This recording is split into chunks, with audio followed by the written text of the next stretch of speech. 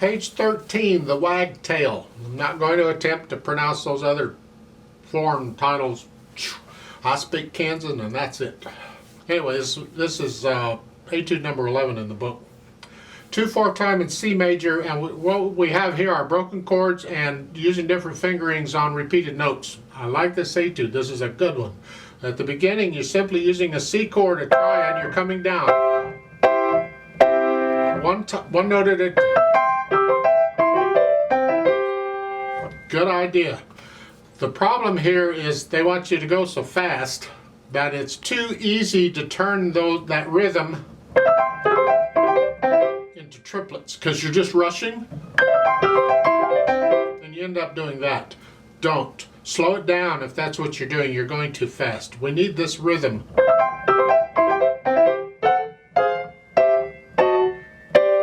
And you're starting out soft. Leggero means lightly and play along and go for it. And, you know, now you're going to crescendo. You're still soft. You're good crescendo. Sforzando there.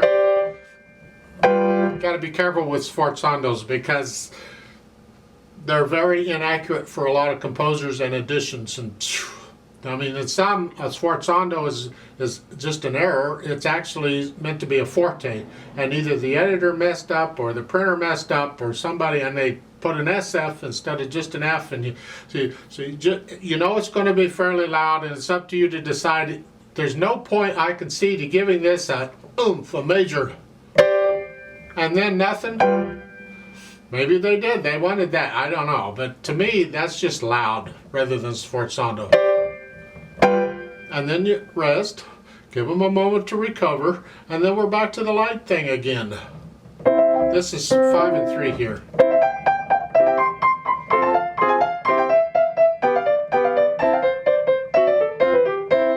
And I recommend on measure 14 in the left hand you do a 2-1.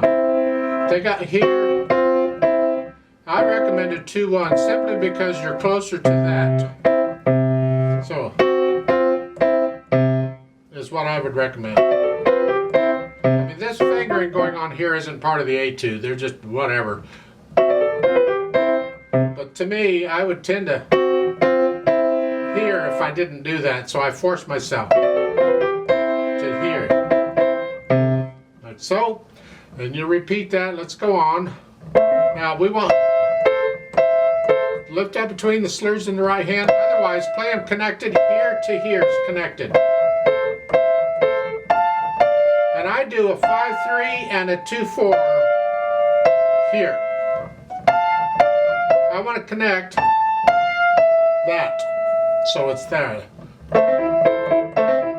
And I don't care if you do this 2-4 or 3-5. To me, that's easier. And then this chord again.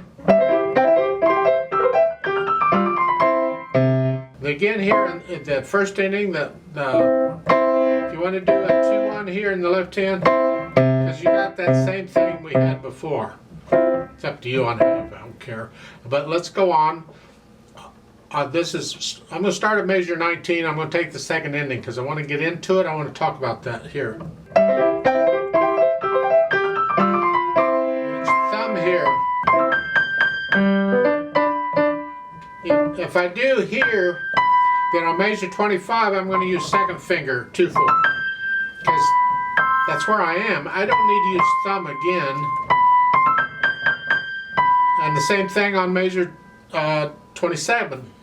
I'm going to use 2 on the first one.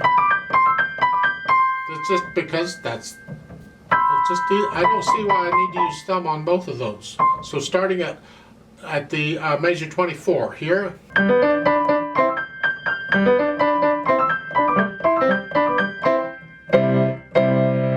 And that 8VA, by the way, is only for the right hand, not the left. If they wanted both hands to go up, they'd have to put a note both hands, or they also have to put the 8VA above the bottom staff. So it's only the right hand that goes up. Speed-wise, I think the metronome marking is a bit fast. Allegretto to me is a fun speed, and that's the overall flow of the piece. It's got to be fun. So what's fun here too?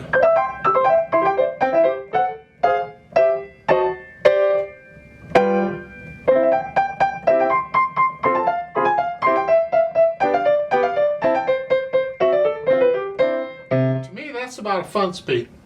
But you have to take it your fun speed. It has to be accurate and controlled and all.